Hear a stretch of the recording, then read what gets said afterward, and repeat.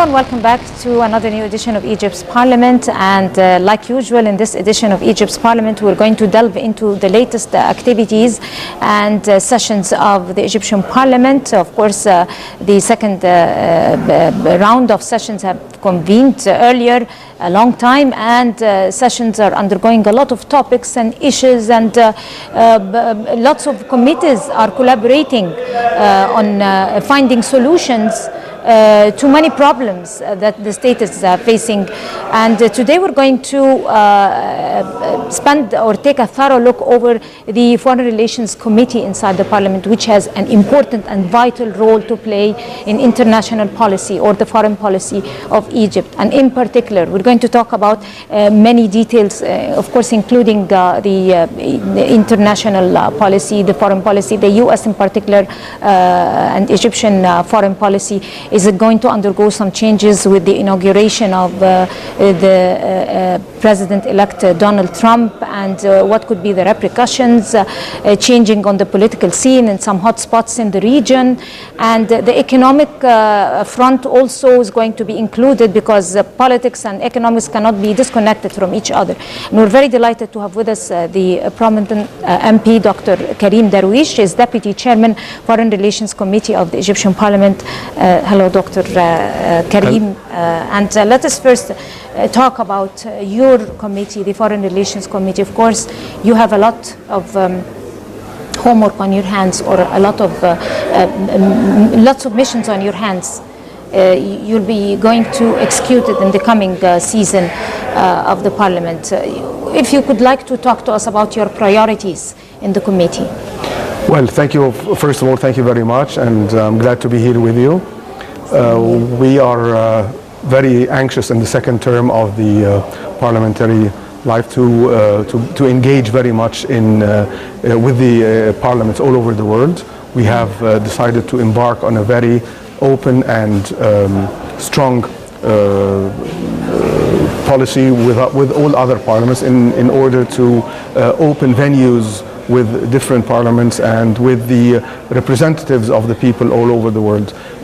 We definitely, I can stress what you just mentioned at the beginning, that the committees are very active nowadays in going through agreements and laws that are being represented to the parliament. And we are, as the committee, the Foreign Relations Committee, we are engaged with different committees, like the judiciary one, like the transportation one, with different committees in the, for example, the international agreements, for instance, that are signed with different countries, with different donors in different areas, like in the transportation section, or with the Ministry of International Cooperation. So I stress very much what you just mentioned earlier about the work of the committees and the engagement, and it's definitely a time to sort of have a different and freer interaction with the world. Maybe the first term of the Parliament, this session, was sort of overloaded with a lot of, shall I say, bureaucratic and internal things to be finalized. So that in order in the second term, which we are starting now, to be much more embarked in international affairs. So in the Foreign Relations Committee, we have just had a meeting this morning for the Foreign Relations Committee. We were discussing the outcome of the U.S. elections with President-elect Donald Trump coming in office next January, and maybe the effects of that. Maybe we will be considering having a visit to the United States to meet with the inauguration time. Well, actually, the point is, we were there in September, and we met with one of the aides of Donald Trump, which is Mr. Walid Faris. He's in charge of the region. He is of an Arab origin. Absolutely, he's of an Arab origin, and he's advisor regarding the region here. And it was an excellent meeting, I have to say. We were sharing a lot of views. I hope definitely that once he gets inaugurated, that we see these promises and these things that were discussed coming into effect, and that we see them being realized. We want actually to build on that, because definitely the United States is a very important partner to Egypt, and as far as military cooperation between Egypt and the United States is definitely on the very high, so we want to see that on the other levels as well. Let me take it from the end of your question. To be honestly speaking, at the time of Mubarak, the U.S. has been a strong ally for Egypt. And ever since January 25th, relations between the United States and Egypt have been strained for the past 4 years a little bit. Maybe because of the Democrats, they have been prevailing the policy, world of policy, and they even branded this the June 30th revolution as a military coup. Now, with the coming of the Republicans for the first time since 2006, and Democrats going out of the political scene for a while, probably Mr. Trump and the Republican in general, they have almost the same strategy that is supposed to be effective in the region. Do you think that with the Republicans coming back to the political scene, this is going to be good news for the Middle East? Well, thank you for this very interesting question. I think that we have to believe in ourselves. I think that Republicans or Democrats is the issue of the United States.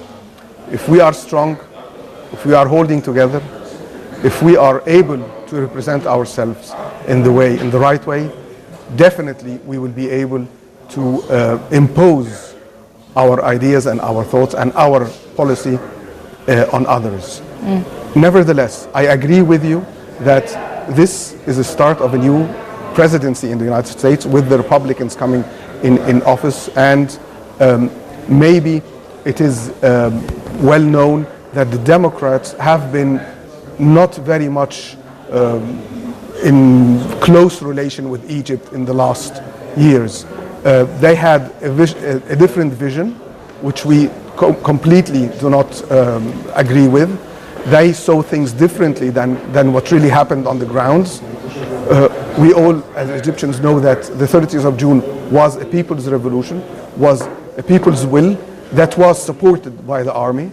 And this was expressed by the people of Egypt on the streets. Google Earth has it. I mean, I'm not telling you a big secret. If you go on Google Earth, you'll find the numbers of the Egyptians who were on the street. Over 30 million Egyptians. So if this is backed by the military, then it's not a military coup. Maybe they want to see it differently because of their own agenda. This is something I cannot judge because this is American policy.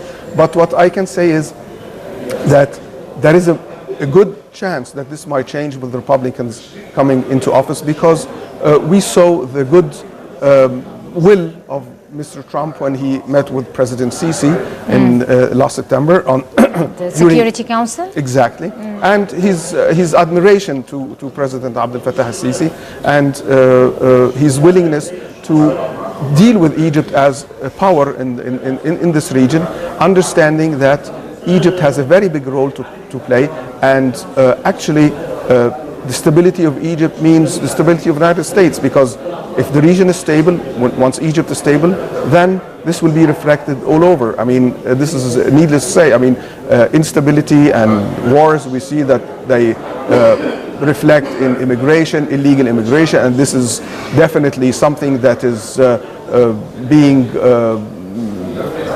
suffered. Europeans suffer from it, the United States suffered from it, so it has an effect on the whole world. Again, coming back to the point of 30th of June, because this is something I think that there is a misunderstanding. The Egyptian military is the military of the people. It reacts on the will of the Egyptian people. It gets its orders from the Egyptian people, and this is according to the constitution. And that was also very clear on January 25th. Exactly. As they have seen us, Absolutely. How the Egyptian military was protecting us. You know, when we say double standards, So it contradicts with the what came in June 30th. I mean, it's totally wrong information that was given by the Democrats. That's correct. But let me take it from you, sir, here and talk about the real estate developer, Mr. Trump, the tycoon. And Americans, as we can all, the whole world have been observing, were really fed up with the old administration, the lame, repeated old scenarios, the U.S. administration and the policies, the old policies. They were looking for someone, an outsider, not from the world of politics, thinking out of the box with totally controversial politics, whatever it might be, as a change. And that was all came in Donald Trump. Going back to Donald Trump as the elect president, do you think that with his election this is going to effect some change or alterate the breakage that has happened inside the Middle East, the damage that was affected by the practices, the wrong practices of the wrong policies, and too much intervention in local policies of countries under the name of democracy? Well, let me start by your first part of the question. I think also, in addition to what you said, that Donald Trump represents the American dream, and the normal American citizen is always obsessed by this dream, working, having a big fortune, buying a big house, and then a bigger house, and then a bigger house, and getting a car, and then a bigger car, and so on and so forth. So he represents something for them as far as the American dream is concerned. And I agree with you very much that he is coming, although he is a representative of the Republican Party, but he is coming from outside of the institution itself. He's not a real politician that grew up in the Republican Party, but rather who joined, and he was the nominee for the presidency. So this all is in line with the American people being sort of fed up of the normal politicians who just repeat the big slogans, and then when they sit in office, they are again diverting from all what has been said before. Maybe him being as a businessman with a very sort of out of the box thinking and kind of courage in taking decision, he definitely might be more equipped in taking unorthodox remedies and solutions, and this might be also reflected in the region. If we look closely at things, I think that the Democratic Party and the Democratic nominee Hillary Clinton were very much affiliated with the political Islam, if I may call it this way. And it's not a big secret that a lot of WikiLeaks and other leakages have come out that one of her very close aides, which is Homa Abedin, she's very much related to the Brotherhood, and her parents are of close association with the Muslim Brotherhood, and so on and so forth. And there were rumors that she might be Secretary of State during the presidency of Hillary Clinton had she won the elections. So this in itself can tell us that definitely the policy could have been even more towards political Islam should Hillary Clinton have won. What Donald Trump has expressed several times is that he wants to fight Daesh, for example, that he is very much willing to counter terrorism together with Egypt, that he embraces and he respects how Egypt is handling the terrorism file, and how Egypt is very much a stability pillar in this region. So I would like to be optimistic. I would like to give him the benefit of the doubt that he will definitely be extending his hand and willing to cooperate with Egypt, and if not, then definitely he should reconsider that. Definitely, the world doesn't have that much of a choice. Absolutely. But anyway, the whole world, and in particular the Arab world, have always been the bearer of democracy, the human rights, and the soft diplomacy, and all that, and the other one is the interventionist. So which image do you think the new Trump, the new president-elect, going to strengthen?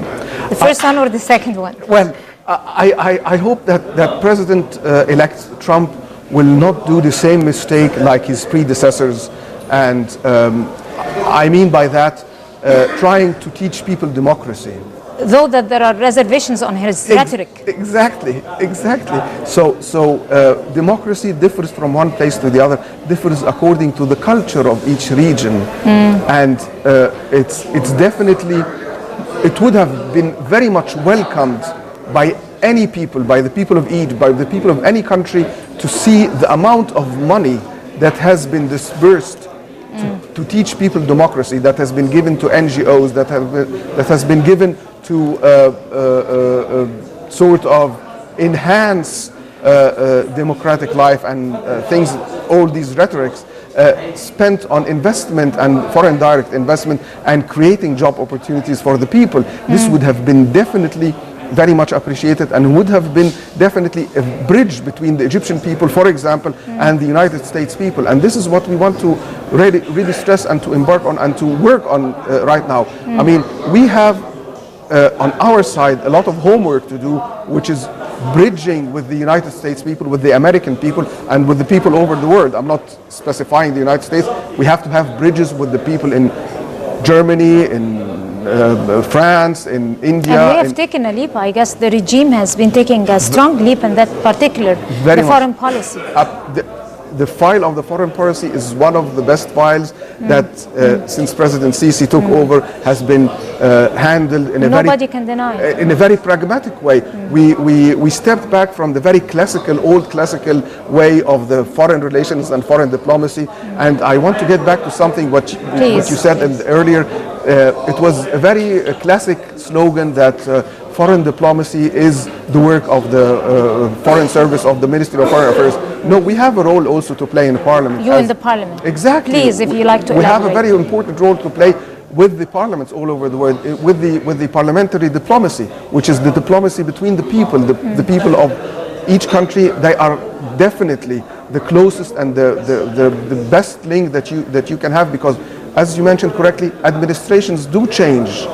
They go and come and they change. And I remember very well that when Barack Obama took office and he came here and he had his speech in Cairo University. Exactly. We were kind of very optimistic about that, and it turned out to be, unfortunately, Yes, rhetoric. Exactly. So we cannot depend on that, and this was lesson learned. I mean, so if we learn from our neighbors, it's the people who really make the pressure. It's the people who really can move things, because the people at the end are the ones who put the pressure on their politicians and are the ones who tell them, I'm going to vote for you if you do this and this and that. So definitely, as you also just mentioned, we are opening bridges all over. We have seen moves of Egypt to new countries and new areas that were, I mean, the African continent is being one of, and the spotlight now for the Foreign Egyptian Service, for the Foreign Egyptian, for the Parliament of Egypt. We have a committee for Africa, for the continent of Africa in particular, because That's an important file also. Absolutely. This is what Only we have been preoccupied by other files and we had our hands full with it, and we're going to go back to the African file. This is absolutely Hopefully correct. you're not forgetting that inside the parliament. No, absolutely. I'm just stressing that we have now a committee for the African affairs. It has been initiated just to symbolize the importance of Africa in the foreign, in our foreign approach in the parliament, in the Egyptian parliament as well. And we just had the African Parliament celebrating its session in Sharm el-Sheikh, and the speaker of the African Parliament had a great speech about Egypt, and he praised Egypt very much, and he said that he is calling on all Africans to travel to Egypt and to really enhance the Egyptian tourism and not to go to other places. So definitely Africa is a file that is of most importance to the Egyptian Parliament as well as the other parts that we have started being very Any new close. updates on the African file so far? Well, the African file actually is it's getting back into life, into the limelight, because unfortunately it was sort of left back for some time, which was not very right to do. Nowadays we see parliamentary delegations, we see officials going to Africa as much as they can. Definitely President Sisi is very much engaged in the African policy as well. We have now opened the bridges with Sudan. We have seen the president of Sudan, and we have seen Ethiopia, that we are negotiating with them regarding the dam that's being built. Definitely we can only solve these things by having close relations. Soft diplomacy? Absolutely, and soft diplomacy. True. You kindly mentioned an important element in a president. It could be also deceiving, which is the rhetoric. You talked about President Obama when he was first inaugurated, when he paid an important, that was described as historic visit to Cairo University and gave his speech and said Assalamu alaikum and all that. Exactly, and we believe, and I think he deserved the Oscar for being a very good actor. So maybe he had a Nobel Prize. Well, good for him. But yes. Speaking about rhetoric, yes. The rhetoric of President-elect Trump was a little bit scary. It was like a turn off for people who were looking forward for a change, or somebody thinking out of the box, or an outsider, and all these descriptions, because there were contradictions even between his handling or speaking about the Syrian file, speaking about the Mexican border and building a wall, and also speaking about Muslims and finding pride in humiliating women, for example. I mean, it was all contradictory. Is that a rhetoric that we could take it in concern seriously, or building on what he's going to do, actions since he comes into office, we could start to be building on? Well, let me tell you that exactly these topics we have been discussing with Mr. Walid Fares, who's the advisor on the region for President-elect Donald Trump. And Walid Fares comes from Arab origin, and we opened all these files with him, and we told him that we in the region are afraid of his, we do not like the way he was speaking about Muslims, about the way he was describing the region, and so on and so forth. And he was very clear in mentioning that unfortunately he was misinterpreted in a lot of things, and at the same time that it is very symbolic that he, who is he's one of his closest foreign relations advisors, Walid Fares, is of Arab origin, and he's sitting with him every day and he's discussing with him, he's taking his advice. So actually what's being said is different than what's really going to happen. This was his way of explaining things. I wouldn't like to touch the file of women, because this is a very sensitive issue. I'm sure that when President-elect Trump is in office and when he's inaugurated, this file will just diminish, or he will stay. But as far as we are concerned, we would like to see him sort of fulfill all his promises that he gave during his presidential campaign, especially regarding where we think that he was seeing the same way of doing things, like for instance in Syria, because we share some of the points that he mentioned. Of course, as you mentioned, there are some contradictions in the speeches that he gave, but in general, I think that we share the policy. We share, of course, vital strategies with Mr. Trump. We as Egyptians fail vital strategies.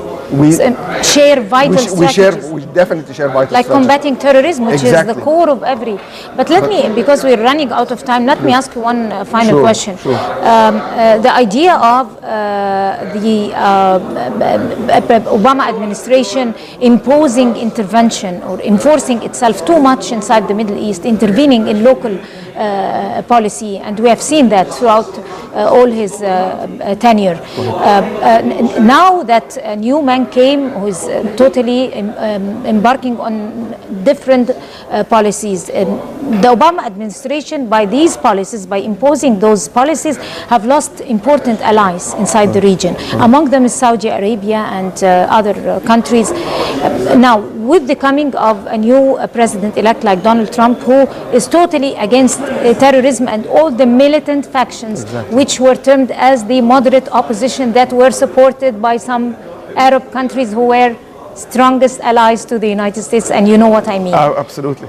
Do you think that Egypt is going to replace this strongest ally, this country?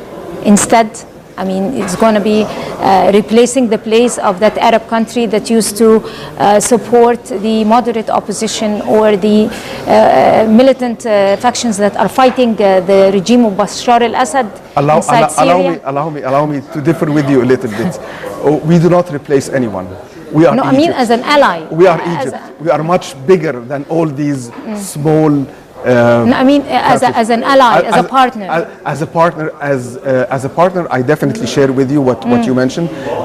I mean with the United States. With the United States. I hope you got me right. Yes, if they share our view and they share the way things to be done in the region as we see it, because we are the ones who are really hands-on. We are hands-on here in the region. We know how things are done. If they share this view, we definitely would welcome to be allies with anyone, including the United States. We have no problem at all whatsoever as long as our policies and our vision are in the same direction. Egypt has done a very healthy exercise in the last year. It has opened with the East, with the West, with China, with Russia, with India, with Japan, and this gave us a very stable foreign relation that definitely we will gain the fruits of it. So definitely we very much look forward to having a strong ally with the United States as far as the region is concerned, but we will never repeat the mistake of neglecting the others as has been done before. Like the old times. Exactly. But the reason I was asking that question because Donald Trump wouldn't at all wish to shake hands with someone who is supporting the militant factions, that's that Arab country. What he mentioned. And that's why Egypt should step in. Yes, Egypt should step in, and Egypt will definitely play its normal role in being the bigger sister or brother, whatever you want to call it, of the other Arab countries, which have been unfortunately in awkward situation with the Gasta law that came in place. We definitely understand that the Saudi Arabia is very much concerned after this law has been enforced.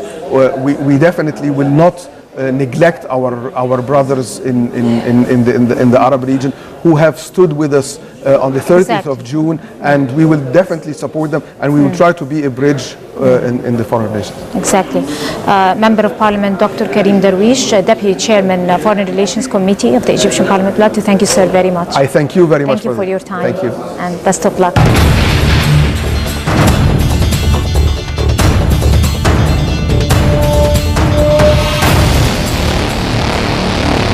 An Egyptian parliamentary committee has agreed to implement a July court ruling that declared Amr al-Shobaki the winner of the parliamentary seat of Do'i Naguza and asked the House to invalidate the membership of sitting Member of Parliament Ahmed Murtada Mansour as soon as possible. In a closed-door meeting held on Monday morning, led by Deputy Speaker Said al-Sharif, decided that in accordance with the ruling issued by the Court of Cassation in July, Independence parliamentary candidate and political analyst al-Shobaki should be declared the legitimate winner of the parliamentary elections in Do'i and Aguza districts in 2015, and he should be seated instead of Mansour. Al-Shobaki told several newspapers on Sunday that many members of the committee had assured him that the court's ruling would be approved by the committee on Monday, and that he would be seated as a legitimate member of parliament of Giza's Do'i and Aguza district. Mansour, a member of the Free Egyptian Party and son of controversial Zamalek Sports Club president Murtada Mansour, also a sitting member of parliament, was initially declared the winner in the runoff elections for the seat in October after narrowly beating columnist Shobaki by a mere 700 votes. Shobaki, however, reacted by filing an appeal before the Court of Cassation, which holds the authority to issue final verdicts on election appeals. After reviewing a new count of the votes, the court found that Shobaki came ahead of Mansour by 301 votes. Shobaki won 21,898 votes to Mansour's 21,597, and as a result should be declared the winner of the seat. A report has to be prepared by the Committee on Constitutional and Legislative Affairs before the matter is discussed in a plenary session. Shobaki expects that he will be seated before the end of November. Many independent members of parliament and a number of political parties, including the WEF party, have announced that they are in solidarity with Shobaki and intend to vote in favor of seating him.